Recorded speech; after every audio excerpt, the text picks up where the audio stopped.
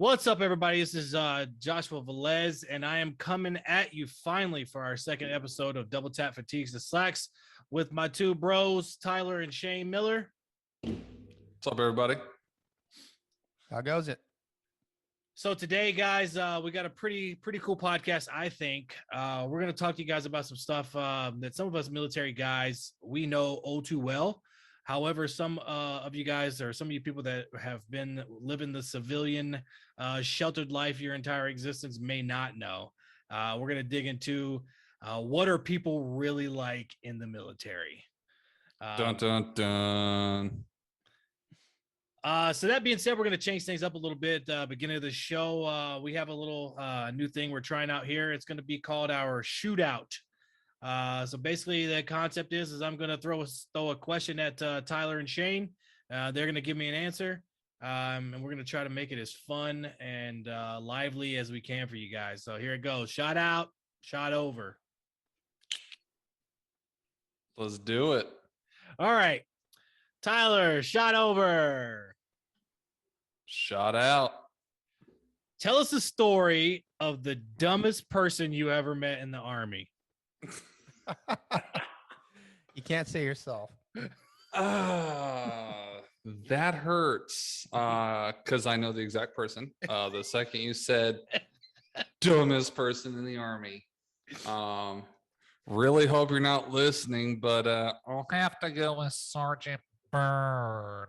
Oh. So this guy, we were in Korea, and everything he did was just fucking god awful retarded.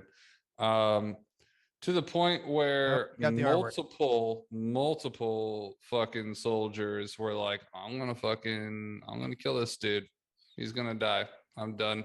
I'm not gonna push anymore. Like, fuck him. To include you, Josh. To include you. Oh, I actually squared up with that fucking idiot in the middle of a fucking hallway.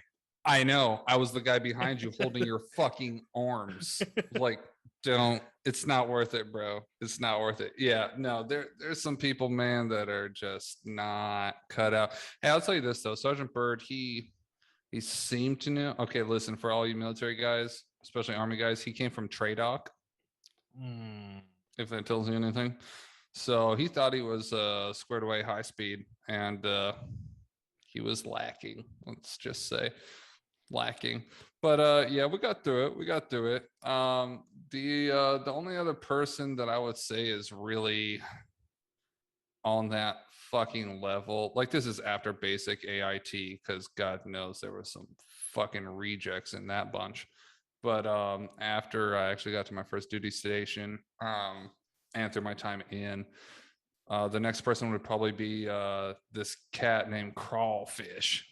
And man, this dude, he was a good old boy, but bro, I'm telling you, he was a couple fucking tacos short of a picnic. He was definitely not the sharpest spoon in the drawer, if you know what I'm saying. Yeah, not the brightest crayon in the bunch, but he was a fun dude. He's a fun dude, but take him out on FTXs, it was a liability. Yeah, he'll have you rolling though. The only thing better than one crawfish dinner is five crawfish dinners. Yeah, he took that line and ran with that shit because he was all about some crawfish dinners.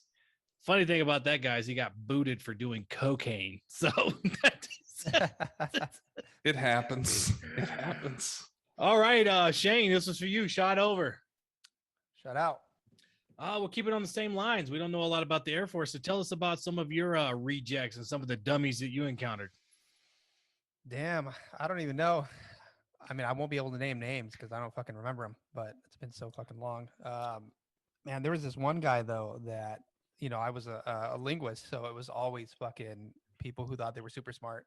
This dude was a fucking clown and constantly just coming in and trying to tell people what to do. He was an NCO, staff sergeant, and he was constantly dodging deployments all the time. So he'd make up stupid shit like, he had a hemorrhoid or some shit like that. He can't sit on a plane because he's got a hemorrhoid. So every day it was something else, man. He was in the freaking scheduling office telling me he couldn't deploy. So he's probably the dumbest one. I can't remember what his name was. something with a P, but yeah, Sergeant Hemorrhoid. Sergeant Hemroy. Yeah. Sergeant Butt Plug. That's what we're gonna call him from now on. That's it. Hey, Shane O'Mac, your microphone is blocking your entire face. Now Oh, that's great for me, but maybe the audience wants to see that ugly mug. I am See that quite beautiful sexy. cue ball. I'm gonna wax that for you later, bro. It's the beautiful missing tooth. Ah, I guess we should explain that finally. I used to have teeth. Had teeth, and He moved to Texas, wanted to fit in. That's the story. yeah, Tyler and I went fishing the first week I got here, and I fell out of the back of the truck and knocked my teeth out. So enjoy, everybody. that's I'm bringing the heat. fucking hold my beer moment right there. That was a bad mistake. Gotta keep it sexy, guys. Gotta. Now I can't say anything with C or S. Thumb again. All right, guys. So let's dive into this thing. You know, one of the things, like we were saying in the intro, there is that many people, I think, they have a misconception of people in the military that everybody is like a saint and they're all do-gooders and they're all like the cream of the crop and the best of the best. Let's kind of dive into that a little bit and tell us. Let's talk about how that's pretty inaccurate across the board. What do you Air think? Force, though, everybody in the Air Force is the cream of the crop and the best of the best. Just want to put that out there. They are the best at the Air Force combat position, which for people who don't know what that is, it's lean back with your feet up on the desk in the air-conditioned office. Combat resting position here. Absolutely. Oh shit. So what do you think, Tyler? Like, talk to us a little bit, or talk to everybody out there a little bit about how different it really is once you get in and you're dealing with people that are in the military from all walks of life, all over the states and world for that matter. It's a fucking shit show inside of a clown circus, basically. Man,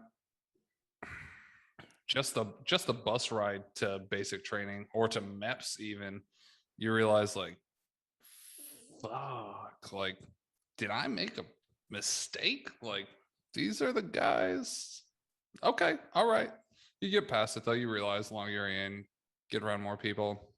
All right, cool. Get through basic, get through AIT, get to your duty station. But I mean, man, you definitely meet some fucking duds along the way. And honestly, you can't hate them too much because it's all those cats that fucking make the whole fucking unit push, that kind of bring about that camaraderie. You know, if everybody was a fucking stud PT god, then you wouldn't really have any hardships going through your training and stuff. So they you know, they're the useful idiots, I guess you can say. They serve a purpose. But yeah, man, they come in all shapes and sizes. I had cats that, like, man, dudes that were like $110 that like were straight up from the hills of fucking West Virginia and only ate like once every month, and so they would throw up like in the chow hall next to me at, like, I'm sitting here like, got a minute and a half to eat, and his ass is throwing up because he hasn't seen food in ever. He doesn't know how to eat fast, and so he throws up. All right, cool. I gotta keep eating. I'm fucking hungry. So it's shit like that. It's just the fucking actual, like, legit people that are dumber than a bag of fucking rocks that just will not get it. Like, day one, okay, cool. Day two, day three, okay, we're getting towards the end of week one. If you don't fucking get it then, bro, you're not gonna fucking get it. And when you're making everybody else push, it's time for that fucking sock. Find the soap. Oh, like, yeah. That shit'll get you. I mean, I've literally, yeah, man. I wake up sometime, one of the times with my bunkmate. He his name was Miller also, so we bunked together, fucking alphabetical order. I wake up with this fool's naked ass in front of my fucking face. I'm a bottom bunk. I literally open my eyes to fucking hairy man crack at 0430, just like, bro, what are you do? Like, 3 feet, that's all I'm asking for is 3 feet right now. Like, I don't want to wake up that's the first thing I'm gonna say. I already know I'm gonna have a bad day. Thank you. It's a bad day. It's done. But I mean, there's other guys too that like come from fucking PR, that come from other like U.S. territories that don't speak a Yeah, Guam. fucking lick of English. Yeah, Or dude, the Puerto Rican dudes were the fucking worst for that because they were a lot Yeah. of them were PT studs, and they Yeah. were like solid soldiers, but they couldn't fucking speak English to save their lives. or they did speak English, but they spoke so fast and with such a heavy accent, you literally didn't know that they were speaking English. Yeah. So yeah, man. I mean, it's all different types. You know, you got your studs, you got your regular Joe Blow fucking farm boys, you got your city boys, and you know, all in between there, you got the rejects from all different walks of life, and you just gotta fucking get along, and you gotta learn how to pick up the slack for them. I mean, yeah, after a while, the ones that just don't get it weeks by, you know, they get cycled out. But I mean, you gotta do what you can while you're there. So it's not a cakewalk. And then you get the you know, I mean, I had a friend who was a fucking legit like gang member from New York, like trying to get out of the life, like confided in me, like, hey, don't tell anybody, like I'm trying to get out of this shit. Like cool, man. You know, he had old girl back home and he had a baby, trying to do good for himself. So all right, that's cool. But I mean, yeah, everybody thinks that, you know, like you said, military members are just absolute patriot born, you know, PT God, just chiseled chin. It's like, no, man, no. Like you get all walks of life and you just got to figure out how to get through that. And it's it can be clown world for a minute there, going through basic and AIT and even into your duty stations. I mean, you know, you were there with me in Korea. Fucking we had a couple guys like Hyde and Young, fucking 3 o'clock in the morning, getting recall formations when we were living off post with our fucking families, and we gotta go back because somebody choked out an Odyssey taxi driver and fucking stole somebody's fucking scooter and went hightailing off in South Korea somewhere. So Shit, okay, that was fucking Olsen, I think. sorry, bro, might have been, but yeah, man, it takes all types from all different walks of life. So Bro, I got a story like yours though. Uh, so a lot of Mormons join the military, right? And is it I had because they this- can have soda? no, bro, they don't. They still don't have soda, and they wear their magic underpants under their uniform. So I'm sleeping, and we're deployed, and I wake up to a toenail hit me in the face. Right? I kid you not. I'm bottom bunk. He's top bunk. I wake up to a toenail hitting my face, and I wake up like, what the fuck? And there's just a nutsack in my face. Like legit. Like he just got out of the shower and was clipping his toenails with his foot on the top railing of the bunk over Just my face. overhanging. Yes. And of Yeah, course he's no. like 6'6", so I can't see him. All I can see is nutsack and foot. And so I flipped out and I'm like, bro, You speed bag that shit real quick one time. I should He have. must Right? have had a very big cock if you can only see his nutsack. Oh, it's just nuts. Yeah, it was a cold shower, man. Shrinkage. Yeah, so I wake up and I flip out and he's like, "Oh my God." So he doesn't give a shit that he hit me with toenails or that his nuts are in my face. He cares that I just saw him naked. So he throws on his undergarments, his Mormon undergarments, and he's mad at me for waking up. And so sure enough, I'm like, I got pissed. I left. I come back and there's a pile of toenails in my bed. This fucker got pissed at me for saying something and he finished clipping his toes and his fingers in my bed. And Mormon dude, right? Ass whooping. Yeah, that would have been a fat dog. Yeah, I wish I would have, but it was freaking. Yeah, I got I got a new roommate after that, man. It was terrible, and he's an NCO at the time, and I wasn't. So it was like, what can I even say? People were pissed that I even reported it. That's Yeah. when we go out back and take off that rank, son. To the wood line, dog. To the wood line. Tell him about the wood line, dog. Tell him about the wood line. I ain't no NCO no more. What you gonna do? Yeah, so I don't know, man. I like a lot of my experience it began right in the fucking bus ride to I won't say to MEPS because at that point I was still kind of like I guess in shock that I had made this crazy life altering Holy decision. shit. What the fuck did I just do? Very Um introspective. yeah, so I was like really quiet and reserved and like barely talked to anybody throughout MEPS, but the ride from the airport to fucking Fort Knox, Kentucky, man.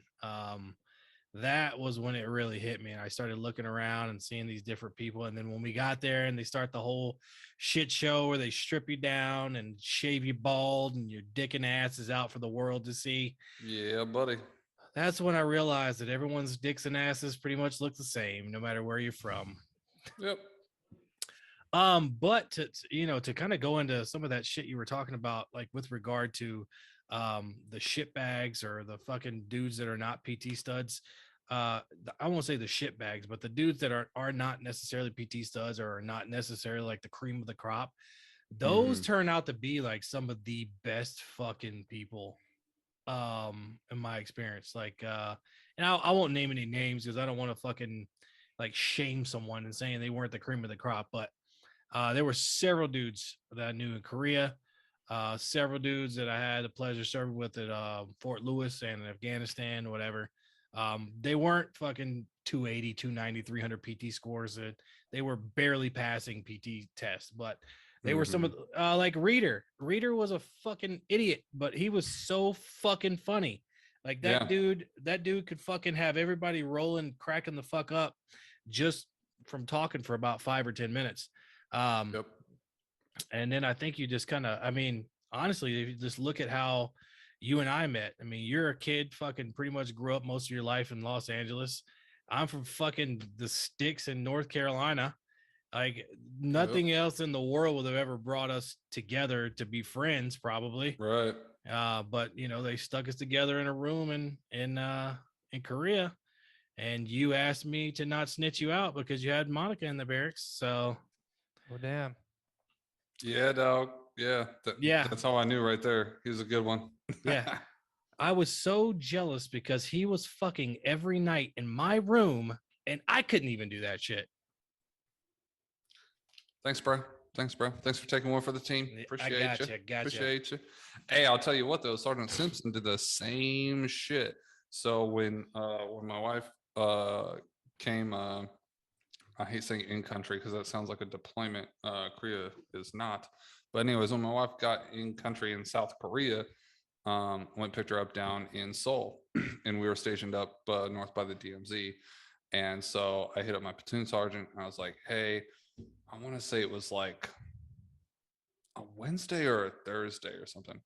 Uh, so right after COB final formation, I was like, "Hey, Sergeant, like my wife's coming. I got to go down to Incheon and pick her up." And I got a hotel to keep her at over at Camp Casey because we were on Camp Hovey, which is like, for most people who don't know, it's just a boomerang. It's like they're connected, but they're different, technically different.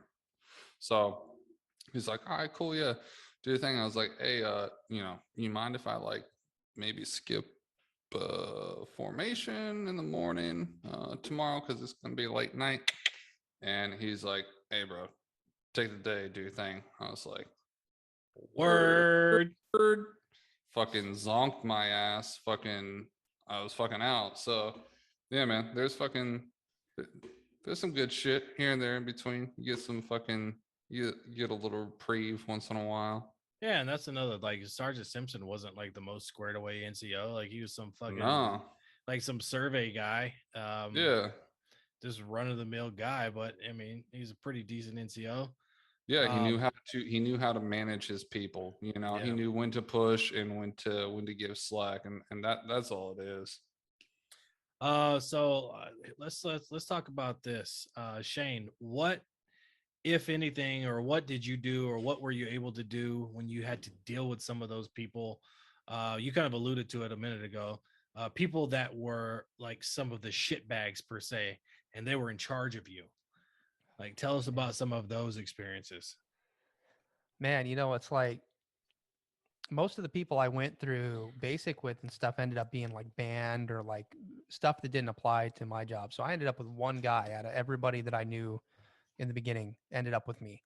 And we weren't friends immediately because he screwed shit up for us in basic training and got us all busted. And then we all lost rights, privileges for weeks.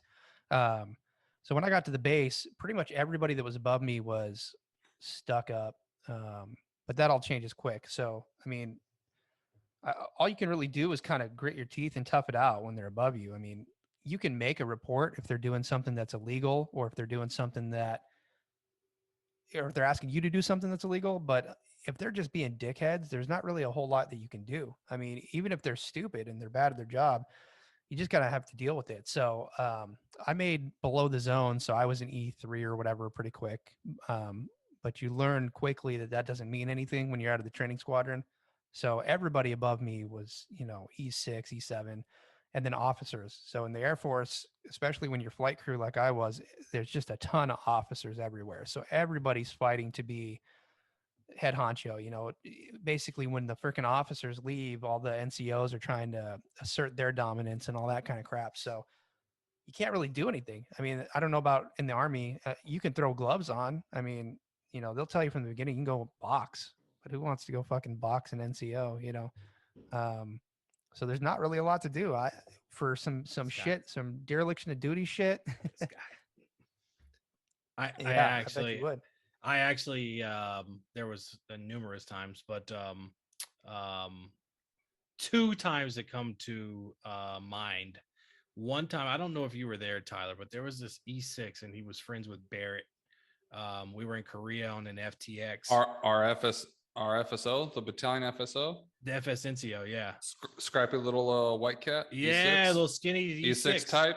Yeah. Yep. So do you remember we were on this FTX and he had been fucking with me the whole time, and I was like a Bro, PFC. he had you number. He knew the kind of dude you were. He knew it, and he was just pushing your button the whole time. And every time he kept saying something, he would like give me 20, and I was just like, 1 sergeant, 2 sergeant, like give me like what the fuck else you got? I would just kept talking shit.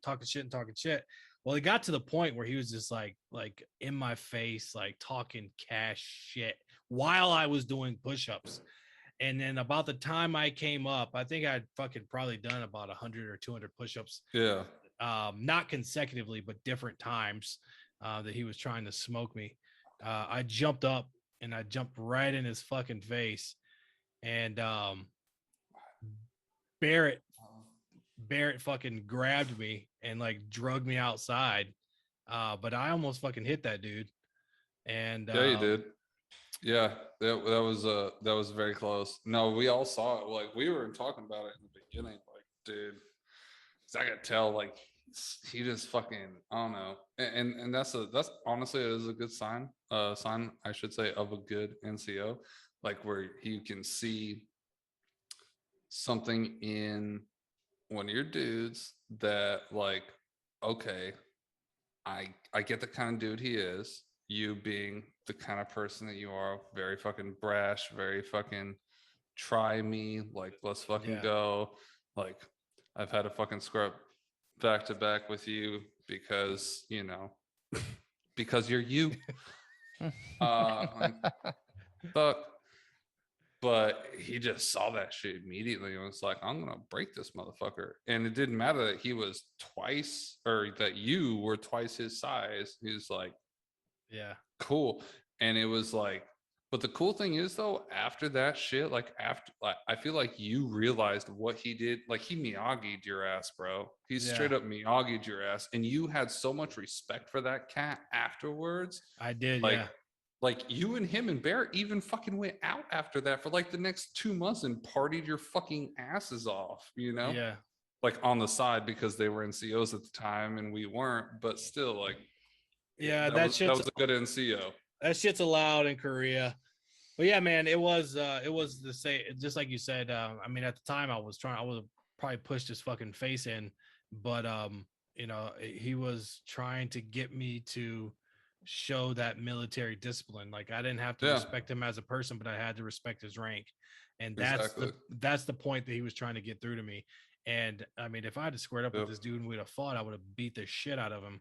But yeah, he was trying to show, like you said, he was trying to show me something. I end up, I won't say he was a buddy of mine, but we did party quite a bit after that. Yeah. Well, that's something people don't know too, is like you can't do a lot of shit in the military. Like the UCMJ is above and beyond whatever the law of the land is. Like when you sign that freaking contract, your rights are gone. So if you square up with an NCO and you knock his ass out, they can court martial you. You know, you cheat on your wife on a deployment, court martial. You know, all that kind of shit. So Article 15 minimum. You know, so I got buddies that went out to the desert and screwed some random chick and came home to Article 15s. So yeah, I mean, trying to punch an NCO is a no-no. Like you said, you got to respect the rank, which, I mean, it makes you a better person. You got to grit your teeth and kind of figure that shit out, you know? Yeah. And that's, I mean, that's all part of growing up in the military. Like when you fucking, especially when you come in as a E1 or an E2, when you don't really have any fucking rank whatsoever. And you're pretty much just got to listen to something everybody else says. But, yeah, it's just a growing part of it. But yeah, he was not the fucking most unsquared away NCO I ever dealt with. I've had some doozies. Sergeant Bird is one. I literally, myself, Tyler, and a dude named Josh Olson, we pretty much, or we didn't pretty much, we took over in FTX when we were in 100%. Korea. We all ended up actually getting awards for it. Well, we didn't get the awards for it. So what had happened was, I'm gonna need a fucking drink for this shit. So we're out there. Excuse me. We get out to the fucking staging area with everybody else, and we fucking we set up shop with all the fucking pogues. And then they're like, okay, everything's good, like deuces. So we get our rucks, we get our Humvees, we're fucking strikers. We go out, hike up to our OPs, fucking get set up. And like day 3, day 4, it gets brought to the battalion commander. I forget, I think it was Richardson, was the battalion commander, that we had been fucking living off MREs like the whole time. We hadn't had no mermite. So he himself fucking came up to our OP. Actually, I take that back. Let me rewind. We went up to the OP because it was like a 2 or a 4 week exercise. Yeah. I want to say it was like a 4 week. So I think in the beginning we had gotten some mermite, but there was a time like maybe in the middle towards the end ish that there was like a 3 to 5 day period where we just had fucking we had comms here and there, but no mermite was coming.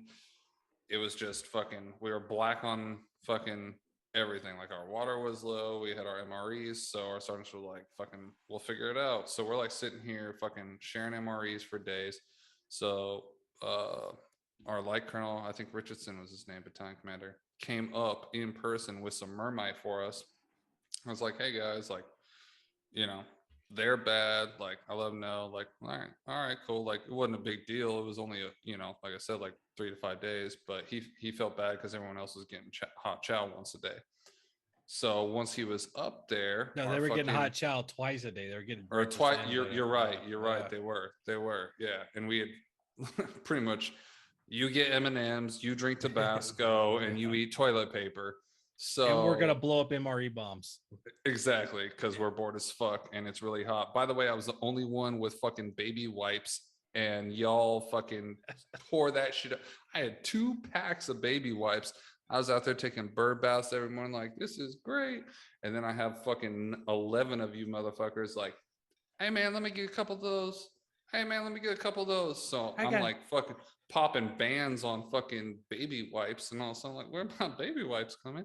So needless to say, we had swamp ass, and fucking battalion commander comes up with our fucking company commander, who was a total fucking brown noser, and fucking, he was like, oh, this is hot shit. He sees us calling for some fire. He sees some explosions on the mountainside. Started getting his dick hard. He's like, oh, let me see a linear sheath mission on that ridge line right there. And he fucking opens up the binos and he tells us where he wants it.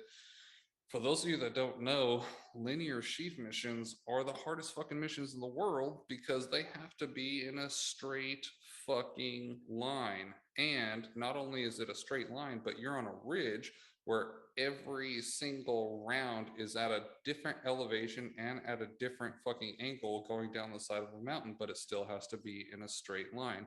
So we literally pull out the Bible, the dash 30, and we're going through this 6-30. shit the whole time because Sergeant Bird was like, "Oh my god! Oh, what do we do?" So you, me, and Olson fucking pull out the dash 30, fucking reading through, and we're fucking calling the FDC, and we get a beautiful fucking mission. Blah blah blah blah. He's like, "Yeah, that gets my dick hard. Blah blah. Give these guys AAMs. They're fucking amazing. Blah blah blah." And we're like, "Whew." Fucking commander looks at us like, "Thanks, guys. You made me look really good against all the other fucking companies." And Sergeant Bird's over here like, yeah, I'm gonna put you guys in for some words that was some hot shit.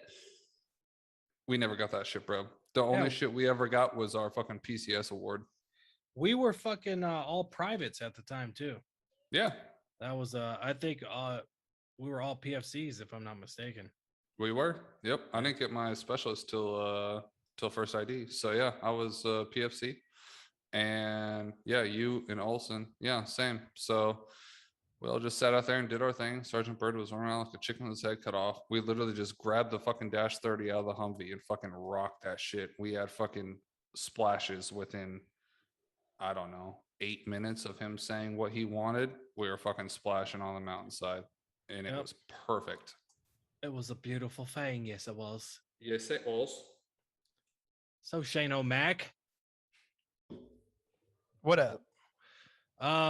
So Trying to get comfortable over here. yeah, and I want to make sure I keep you engaged in this conversation too, because I don't want the two army buddies to just fucking be rambling on here.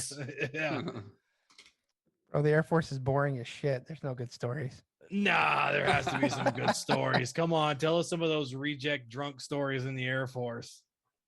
Man, I was married when I joined. I lived off base. I don't have any barrack stories. I don't have anything like that. Oh my God. I mean, I got some dumb stories, like when this fool showed up in my house with his name was Chris Costco. Oh shit, I can tell you this story. I probably shouldn't have said his name, but shit. So I joined and I got to the Defense Language Institute, and I was supposed to be a Chinese linguist. And when I got there, they were like, "You're a day late. You got to be an Uzbek linguist, or get out." And I was like, "All right, cool." So we went to the Uzbek class, and the dude in charge, who outranked us by one rank, was this guy named Costco, who got kicked out like 3 months later. But I'll tell you that in a second. So he's the boss of the classroom or whatever, right? And he's the only one that's 21 in the classroom. So he goes out and gets smashed one night and comes to my house, and he's like, "Let me cook you guys dinner for me and my ex-wife." So we're like, "All right, what are you making?" He's like, "Oysters." I'm like, "Okay, cool." I'd had like oysters out of the shell, like in California, but he wants to make like deep fried oysters. So he brought a can of, I guess, like pickled oysters or something like that. I mean, they were in a jar of water, and just made a mess in my kitchen. And the whole house stunk. They tasted terrible. They were like undercooked, and it was the most awful meal. But he brought liquor over, so that's why we let him come. So when dinner ended, we were like, "You got to go, man." I was like, "You ruined my house. Like, you got to go."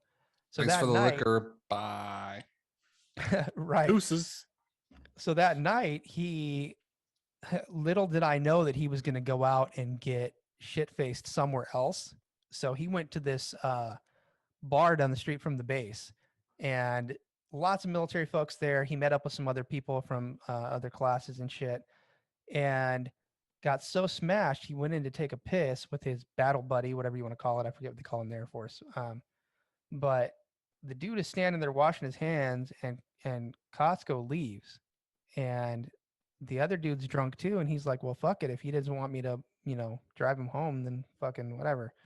And so fucking Costco left, and he went down the street and tried to pee on a church. And when he was taking a piss, he fell through the window.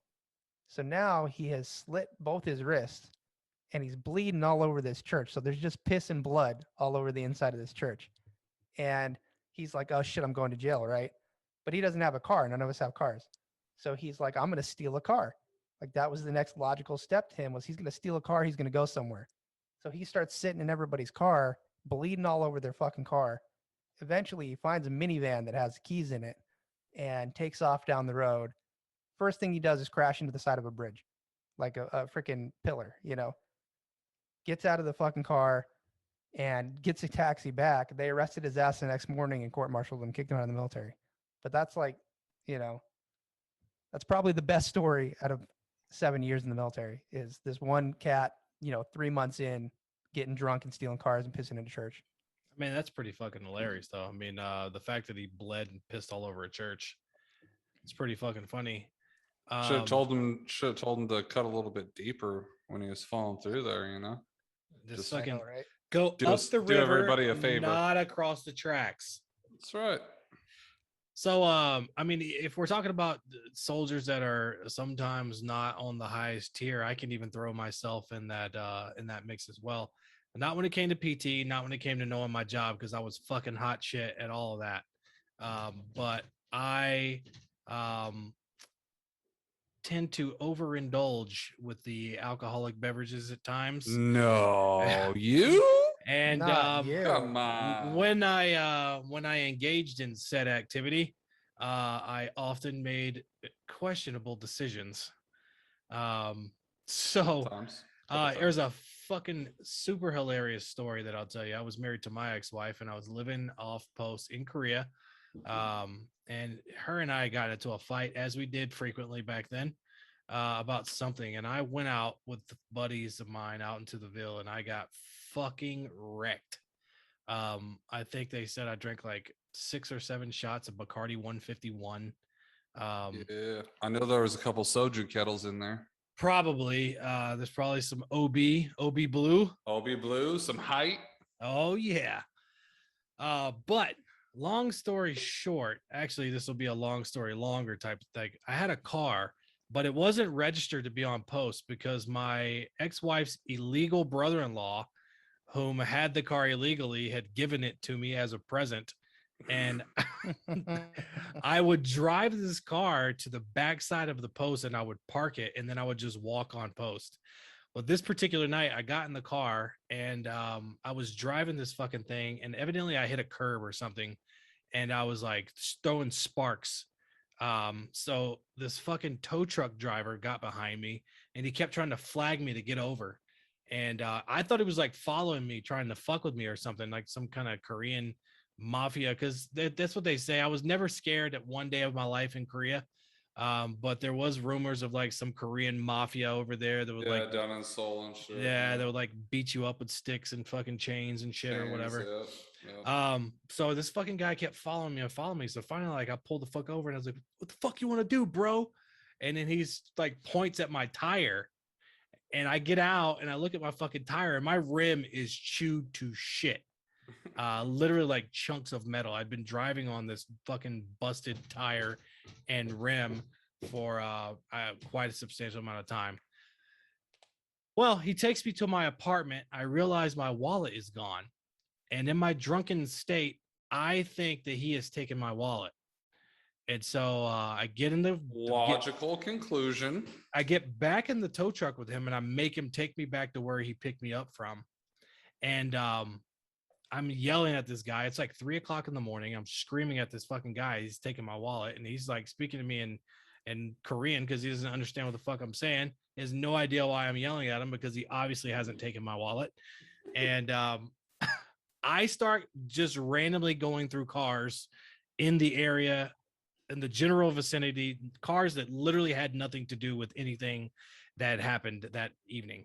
Also a logical explanation. And I literally ripping seats out of these cars and fucking throwing shit all over the street. Finally, the Korean cops show up and they're trying to like corral me and get me to calm down. Well, it must be like the two smallest, tiniest Korean cops ever in the history of cops, because they both were probably like 5'5", $120. And back then I was a solid 220. And I was just I was a stud. So like every time they would get close to me, I would just like jump at them and they would like, but the funny thing was I was on a hill. So this is the hill and I'm at the bottom of the hill and they're standing above me. And so I'm like, I'm talking to these guys. I'm like, don't fucking touch me. And every time they would get close to me, I'd say, don't fucking touch me. Well, one of the times they went to turn around and they were like talking to each other, I fucking bolted down this fucking hill. Deuces. And dude, I fucking have never ran so fast in all of my life. He's the fastest kid alive. He's the fastest kid alive. And Tyler can attest to this. I ran 12-minute 2 miles when I was in the Army. You did. Yep, you kicked my ass. That's for sure. And dude, I could just see those guys getting further and further in the background. Well, the next thing I know, I woke up the next morning in the front of my apartment building, no shirt on, no shoes, and still no wallet. Oh man, that's a recurring theme in your life, bro. No shirt and no shoes. Always, it's always a fucking thing. The shirt and the shoes are the first things to go. That's it. I walked through main gate, and by the grace of God, they had my wallet, and that's how I ended up getting an Article 15 for that whole story, because my wallet was turned in by the Korean that picked me up in the fucking tow truck. Oh my gosh! He found it. What happened with the Article 15? Did you lose rank? No, I didn't actually, because I was such a squared away soldier. I had a lot of people vouch for me, and I did get the Article 15, but I only had to do extra duty. I didn't lose any rank or any pay. Yeah, they give you company grade. If you get like a 250, 260 above on your fucking PT test, they just keep that shit in-house, make you sweep floors for a couple of weeks and fucking carry on. That's all you gotta do. Yeah, it's a different world. The shit bags, they want them out, so they'll fucking press them hard. Fucking when you're a stud, it's a little bit different game. Yeah, you know? There's a bunch of stories like that. I mean, we could sit here all fucking night talking about my shit shows, but that was one of the funniest ones. I just remember how scared those two Koreans cop were, and then I just fucking bolted, and there was no way those motherfuckers were catching me, dog. Not a chance. Do they carry guns in Korea, the cops? Fuck no. They have like these little baton things. Yeah. They think they're samurai and they're not. Yeah. Most of the time they won't even really engage with you. They'll call the MPs. Yeah, they try and hold you there and talk to you and wait until the MPs get there. That was like the time we got in that fucking bar fight. Those fucking turns out it was actually my buddy from AIT. Well, he wasn't there, but one of my buddies from AIT, he went to 2-9 infantry. And we were in 1st 15th FA, and we ended up getting a fight with like 3 of his fucking buddies, and he hit me up like a couple days ago, like, hey bro, like those are my boys. I was like, well, you should tell your boys to quit acting so fucking whack, because we're just chilling at a fucking bar. I think it was actually my hail and farewell. And yes, that night started at Marty's. Yes, it did. Some bomb ass fucking wings, couple shots of 151, feeling right, everything's good. Send the wives home, fucking go out the boys, and all of a sudden these 3 cats come in. I think we were playing some rap and fucking playing pool, some hip hop shit, whatever, some old head shit, and they wanted to play some heavy metal. I don't mind heavy metal. None of us mind heavy metal, but don't come in and act like you fucking own the place. But that's the thing in Korea. People think like, especially young American soldiers, yeah, like I pissed here first, like this my shit. And they're like, this ain't the one, bro. Like we were here, we're doing our thing. When we're done on our thing, you can do your thing. And they're like, fuck you. And we're like, bet. And so shit got sideways real fucking quick. We ended up, Jones ended up breaking a fucking pool stick over homie's head. He ended up getting like 8 staples in his head. Chris Jones, I will forever call him a friend of mine. Yep. Even though we don't always agree on everything. We didn't even know him that long. I didn't know him at all, really. But I know the dude got in my face. I turned around and I mashed him. The minute I hit him, Chris came over the top with a fucking pool stick. Yeah. Yep. It was the very first time he had ever hung out with me. Ever hung out with us. Yep. Ever. I hit the dude in the face. The next thing you know, Yep. Chris Jones comes over the top of the fucking pool stick. Down And with the then get on down. top of it, to keep us out of a whole bunch of shit, he went over to the fucking bartender and shot him like 20-30 bucks so he didn't fucking snitch Bro, on us. he gave him 80 fucking bucks. Was it? American. Yeah. 80 bucks American. Yeah, I remember that shit. We Yep. went to dip. We ran down the stairs and the MPs were coming up. We're like, oh shit. Yeah, I It's- got it's arrested over. with no sand because I had sandals on because I wasn't expecting to go out to the Ville that night, and one of my sandals got lost in the melee. So I was like one sandal on, one sandal off. Also a Every recurring time. fucking thing. Every time. And we were sitting in the drunk tank together, all three of us. Yep. Yeah, I'm gonna call you no shoes Jackson. No Not shoes Jackson. not shoeless Joe Jackson. We're gonna call you no shoes Joe Jackson. Yeah, so yeah, Shane, maybe you should have fucking been with us in Korea. You would have plenty to fucking talk You'd have about. a lot of stories, bro. Bro, you guys were wilding out when I came in and when I first met you, Josh. Like, fuck you. I'd go to Tyler's house. You'd be outside his house, fucking. Look at them bruises. Damn. You'd be outside yelling at your ex-wife in freaking Spanish. Yeah, You'd be well, an in hour my long defense, screaming in Spanish. in my defense, you met me at the height of my crazy, probably. Well, close to it at least. I was having a lot of fun at that point. Yeah, that was that transition out. Yeah, we covered rough. that in the first one. Yeah. But yeah, that shit'll get you. But yeah, just to kind of bring us back on topic here, though, you know, the one like we were saying, I think just the mindset though is that, you know, everybody that joins is a squared away person, and for all intents and purposes, anybody that decides to join the military is squared away in the fact that they decided to join. They made the conscious decision to sign when nobody else would fucking do it. So for that, they are absolutely fucking 100% squared away. But there are just so many guys and girls. I didn't really serve that much with or at all with women, so I don't speak to that as much. But there's so many that are super squared away, that are like the cream of the crop, the fucking tip of the spear.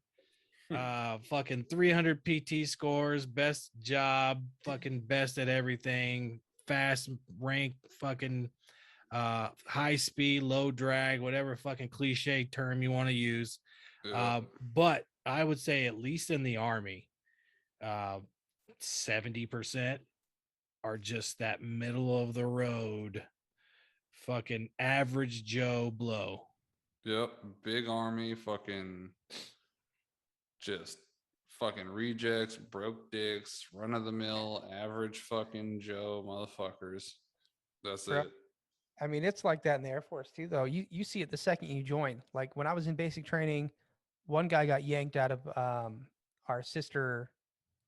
I can't even remember what they call them, sister squad or whatever. The people who were next door to us in the building, and he got yanked because he threatened to stab the NCO to death.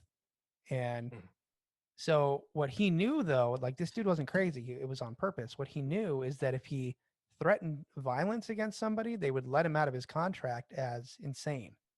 So he didn't get court-martialed. He didn't get nothing.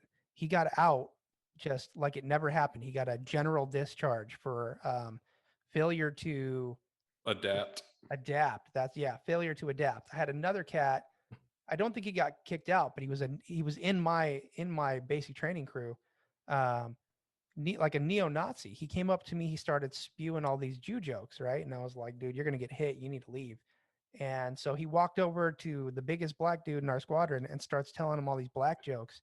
And it was chaos. We had a lot of Puerto Rican dudes in our squad, and they had to protect this kid until the TI came and bailed his ass out.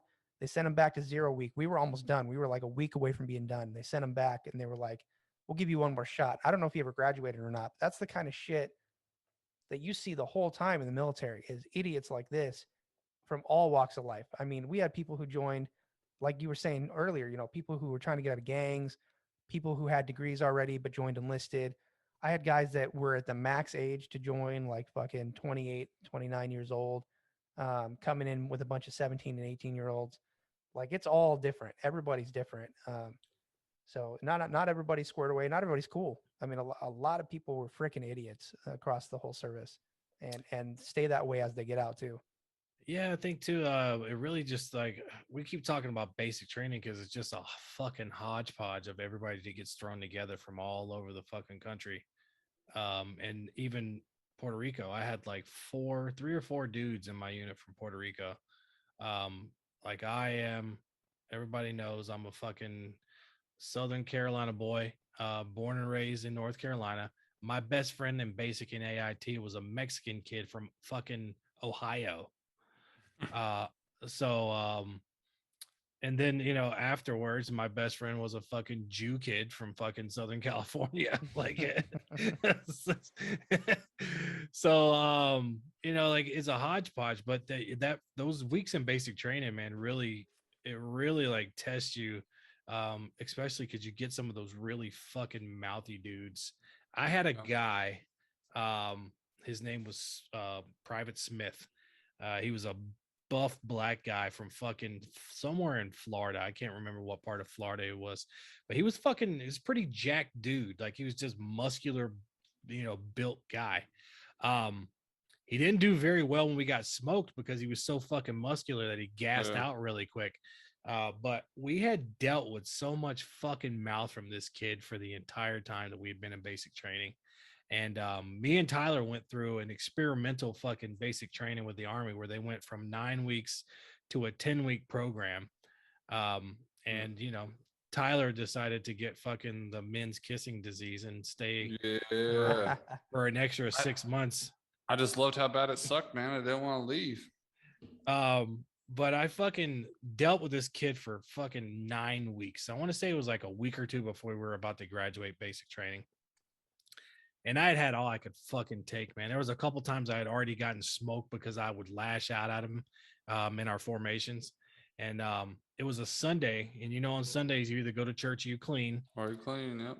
So we were in there cleaning and he was just fucking running his mouth, man. Just fucking running his mouth. And I fucking had all I could take. I fucking snatched off my fucking blouse and I was like, Smith, get the fuck over here. If you get with even arm's length, I'm going to mash you in the fucking mouth. And all that fucking chirping he had been doing for 9 weeks, all that mouth running he had been doing for 9 weeks, all that posturing, all that fucking badass, I'm a fucking badass from Florida. When it came down to it, crickets. One shit. I couldn't get him to come. Like everybody had gathered around too. It was people sitting on top of the fucking lockers. Like people were standing in front of the doors in case of drill sergeants came in. Yep. Like it was ready. I was ready to go down. And if he had stepped in my fucking lane, I would have fucking hit him right in the face. And it would have been on. I would have probably enjoyed it because I used to like to fight back in the day. But funny story, I met that kid years later. I was just getting ready to get out of the Army. Me and Tyler were having all of our fucking dreams that we're gonna do when we get out. We're gonna start this business and we're gonna do we're this. Gonna be millionaires. Hell yeah. You had just come off a fucking $100,000 fucking house flip. Yep. So we were gonna do it up big. So I was at the education center at Joint Base Lewis McChord, and I seen that same fucking Smith come in. We had both been in for 6.5 years. He came in as a PFC and I was a staff sergeant. He had just gotten fucking his I think he was like a special. He never made it past like E5 to begin with, but he was like a specialist and he got an Article 15 and got his rank ripped. And he had to fucking humble himself and he was like, "Hey, Sergeant, how's it going, Sergeant?" Pretty good, bro. Lot better than you. Yeah, bro, I was on his level. I fucking in basic training, I had this dude file a sexual harassment complaint against me, and little Asian dude, really skinny, and the movie, what was that freaking movie? Waiting with the ball game, yeah, had just come out when we joined. So everybody in the freaking barracks, every time we shower and shit, everybody was playing that. And so he tried to tell everybody that I made him feel uncomfortable because my balls were always out, right? And so it ended up being bullshit. It wasn't none of it was true. But basically what had I happened mean, was my balls were my out. balls were out. They just weren't in his mouth or whatever he was saying. Um, so what had happened was he got busted one day. I came up to him and I told him that his bed wasn't any good because I was one of the group leaders or whatever. And I was like, you got to redo that. And he got in my face and tried to hit me. So I ended up flipping his freaking mattress because he wouldn't redo his bed. And that's when he went and snitched on me. So they did a whole investigation. I almost didn't get to leave basic training. And they found out it was all bullshit. He ended up recanting and saying, yeah, I lied about all this. I was pissed at him. So he got recycled to 0 week.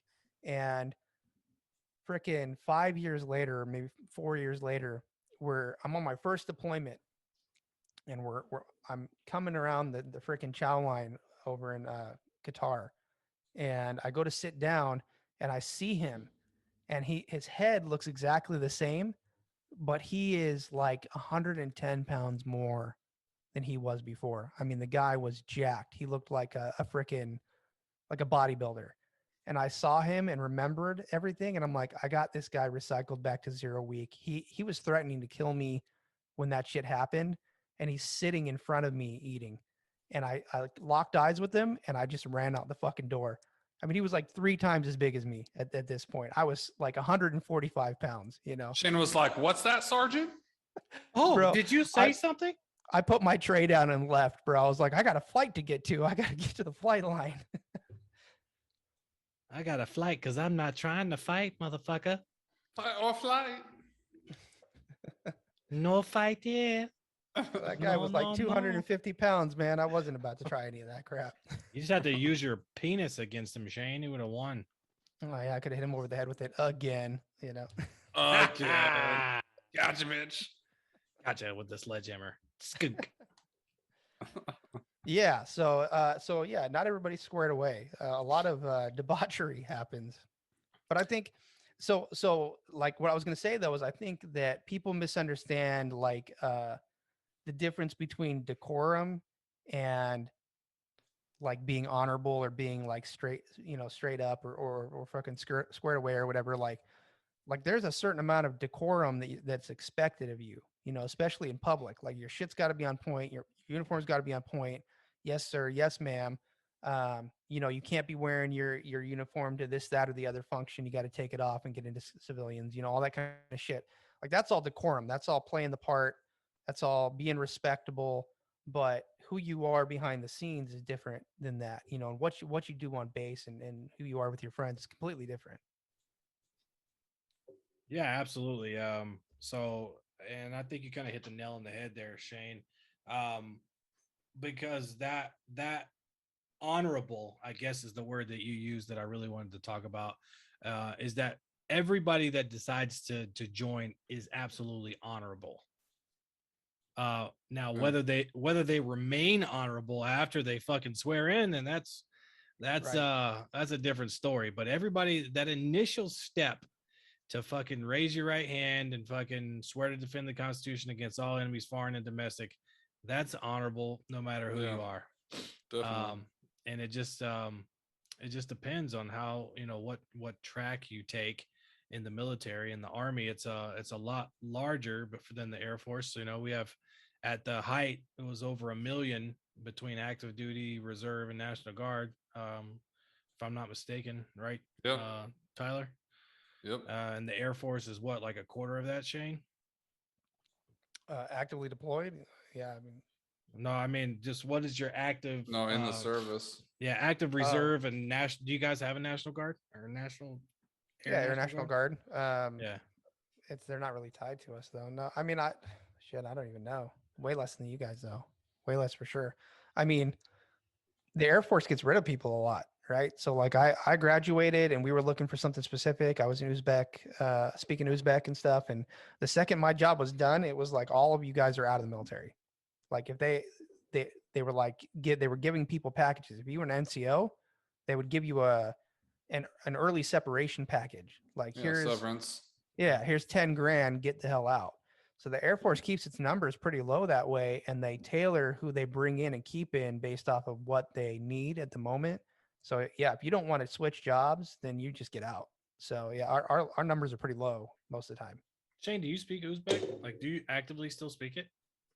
I dream it. I dream it a lot. I can still speak. I mean, yeah, I could hold a conversation. When I was active, I could speak at the level of a 21-year-old. That's what I tested as. So What test is that? That's the for going in, it's the Defense Language Aptitude Battery, which is yeah, the D Lab, DTAP, and then D Lab. Yeah. That's yeah, it. and then Good once you're in and you take the actual language test, it's the scale is 1 to 3, and there's pluses, right? So like a Yeah. 1 plus, a 2, a 2 plus, a 3. So I think I scored a 2 or a 2 plus. A 3 is the best score. That's like a native speaker, which is I know a few people that were geniuses that got 3s, but nobody in my class got anywhere close to that. Yeah, I had to take that. I took that D Lab too, but I did it for Spanish. Bro, I got tricked into it. I joined to be a load master, and Yeah, I signed. you wanted to master those loads. You know it. Bro, I would have been stationed in Hawaii for 6 years. It would have been lovely. And they were like, "You want to take a intelligence test, an IQ test? You'll get $200 extra a month." And I was like, "Yeah, I'll take it." So I went and passed that, and they're like, "Congratulations, you're a linguist, or you can fuck off." So yeah, they tricked me. And I mean, I did get the extra $200 a month, but it was not worth the juice wasn't worth the squeeze there. Yeah, I Yeah, got in a the lot of army. this. In the army, when you go to Hawaii, the fighting strawberries, as the 25th ID is called, you're on rapid deployment. So you only get to hang out for 6 months before you're back out in the fucking box again. Yes, sir. Bro, Any high speed place too. Italy's the same. Fucking airborne. What's the airborne unit? 173rd in Yep, Vicenza. 173rd, Yep. Vicenza, Italy. oh shit. Yep. Yeah, Yeah, I had a buddy go there from AIT. bro, I got friends that are in Aviano right now in Aviano Air Force Base, and they're just chilling. Like the Air Where's Force, Albiano? it's Italy, Oh, Italy as well. Yeah, but base of the mountains, it's really nice, beautiful base. Air Force bases are really nice. I don't know if you guys Yeah, know. we fucking know, dick. yeah, you fucking cocksuckers. Even when we were deployed, we had to live in tents and have cots. And you guys got materials so that you could build yourself your own little fucking private wooden hut with air Yep. conditioning in it. Yeah, when Well- we were in NTC, they got extra housing stipends for substandard living conditions when they had to live with us. They're like, Yep, I We got got- that shit. we at got a Fort- tent and cots. when I was at Fort Ord in California. That's an old army base, and I got extra money for living there because it was substandard conditions. They were built in the 40s, so pretty sweet. Same deployed too. When I had to sleep in the fucking anywhere the army was sleeping, I got extra money too. Yep, Pretty sweet. go Yeah, figure. it's sweet, super sweet. Guys could have joined the Air Force. I'm just saying. Tyler had the scores for sure. I don't know about you, Josh, but Tyler had the scores. Yeah, but then I wouldn't have been as awesome as I am now. So I'm good. That's a given. Bro, the army almost had me. Did I tell you guys that story? No, I've never heard this one. So I went and I did the ASVAB, and I got a 90 something. I don't know. I got near a perfect score, and did not know what the score, like the fucking metrics were, right? And my guy that was supposed to come pick me up, my recruiter who dropped me off, because he drove me down to LA to take this test, he was supposed to come get me, and he was late. So this army cat comes in, and I'm doing like the you got to lift the weight over your head and shit. You got to prove that you can do certain physical things after your test. So I'm doing all that shit, and this army recruiter comes over, and he's like, "Hey man, I got bad news for you." He's like, "You scored, you're barely, we can barely let you in the army with that cutoff." He's like, "Yeah, the cutoff is like 80 or something for the army, and you scored just above that." And he's like, he's like, "I got some paperwork laid out for you." And he's like, "But you can't be in the Air Force. You're going to have to be in the Army. The cutoff is too high for the Air Force." So I was literally sitting in that office, and I was signing papers to switch to the Army, to switch jobs. And my recruiter came in and was like, "What the fuck are you doing this shit again?" And that guy saw my score and tried to poach me because I scored high enough to do, the D lab, basically any job in the Air Force I could have done. And he was like, no, we're going to take him. So I was that close to being in the Army. I was signing the paperwork. God damn. My recruiter lied to me. No. Go figure. That's funny. Shit happens, man. Shit happens. Yeah. Well, we can't all be awesome, Shane. I joke, I kid. The Air Force has its purposes. You guys fly around and drop bombs on shit. Drop big old bombs. And you get that quality of life, man. Yeah. You guys could have had quality of life. We enjoy when it sucks. Yeah. We want it to suck more. Like to suck. Embrace the suck. Embrace the suck. That's right. Yeah, guys. I kind of feel like we're kind of tailoring out on this here subject, but I think that it is a lot to be said again about people having the knowledge that everybody that decides to join is not the greatest person, but depending on whichever path we decide to take, myself, I kind of I had a very successful Army career. I made staff sergeant in 5 years, which was pretty quick during my time coming in, but I made a ton of fucking mistakes too, which if I wasn't squared away in other ways, I would have been fucked. Right. Which is like it's like the catch-all, I guess. Like I was squared away, but I was not, because I was drunk a lot and I made a lot of dumbass choices. And I just think I thank all of my leadership, man, especially my last unit, my first sergeant. First Sergeant Grandy. I don't know if you're ever going to listen to this, but I'd follow you to hell, brother. But yeah, I don't know if you guys got anything else you want to add to this, Tyler.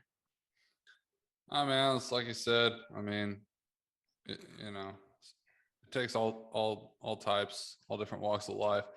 But at the end of the day, you fucking signed on the dotted line, to whatever that may have been, including your life. So, I respect everyone that joined. There was some do-gooders and some fucking absolute rejects, and there were some straight fucking studs. It's a different kind of life, and some people choose it, some people don't. So I fucking tip my hat to all of them. And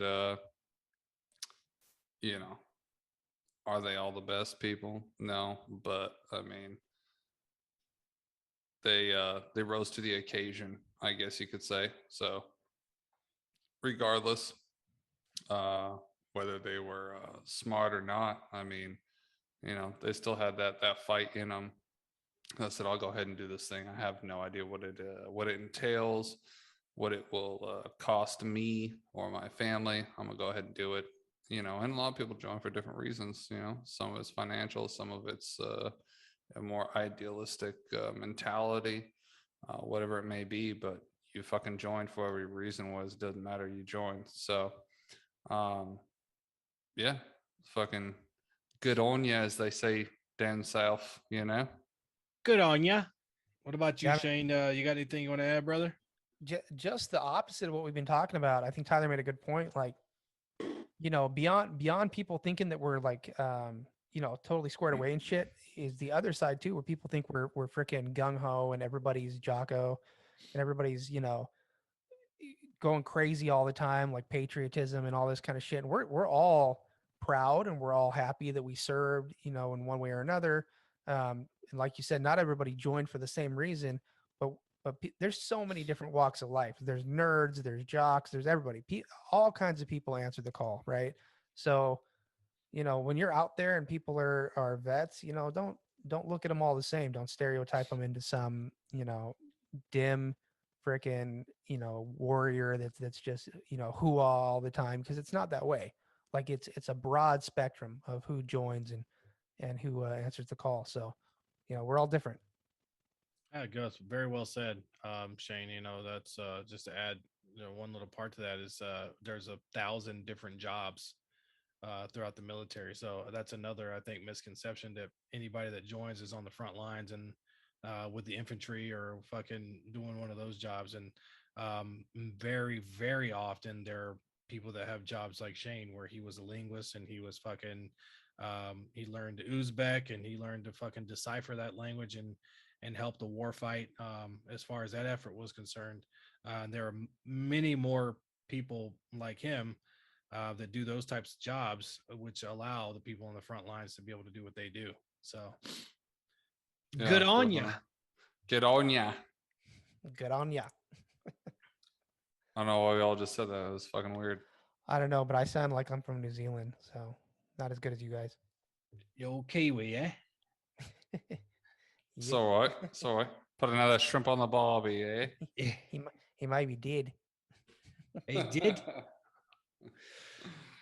All right, guys. Well, if we don't have anything else, we're going to wrap this thing up. This has been our second edition of Double Tap Fatigues and Slacks. I hope we've been able to fucking entertain you guys today. It's kind of what this show was designed to do, just to kind of give you the real us, to let you in on our lives and some of the insights and experience that we do have for being in the military. And we hope you guys continue to tune in. Shane, you want to plug some of our sites and things that we're on? Yeah, absolutely. So you can get on our Patreons. That's www.patreon.com/ Double Tap Fatigue Slacks. We're sponsored by I don't even remember at this point. Our sponsors right now are basically just if you buy stuff from them, we get something. So if you go on our website and follow our links, you can go ahead and buy stuff from the various sponsors. And if you do that, we get a little cut. And if you don't, that's fine. There's other ways to support us, whether it's on Coffee or whether it's on Patreon. Take a look. And if you like what you hear, you'll get a little bit of extra stuff on the Patreon. So that's about it. Tyler. That's all I got, brother. I'm out. All right, guys. Thanks a lot. Tune in next week. Peace. See ya.